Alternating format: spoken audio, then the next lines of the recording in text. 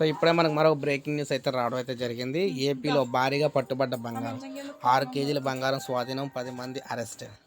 ఎటువంటి బిల్లులు లేకుండా 6 కేజీలకు పైగా బంగారం తరలిస్తున్న 10 మంది ముఠా సభ్యులను పశ్చిమ గోదావరి జిల్లాలోని భీమవరం పోలీసులు అదుపులోకి తీసుకున్నారు. ఈ బంగారం విలువ 3.85 కోట్లు ఉంటుందని అంచనా వేశారు. భీమవరంలో గురువారం మధ్యాహ్నం పోలీసులు తనిఖీ నిర్వహించారు. కారు అనుమానాస్పదంగా ఉండటంతో సోదాలు చేశారు. ఈ సోదాలో 6 కేజీలకు పైగా బంగారం లభించినట్లయితే గుర్తించారు.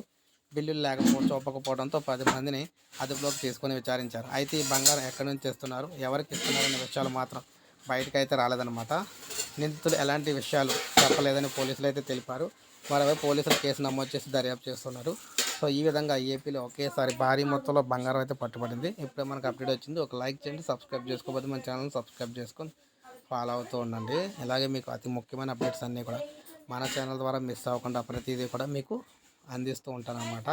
ఏపీకి సంబంధించిన ప్రతి లేటెస్ట్ న్యూస్ కూడా మన ఛానల్ ద్వారా అయితే వస్తూ ఉంటుంది.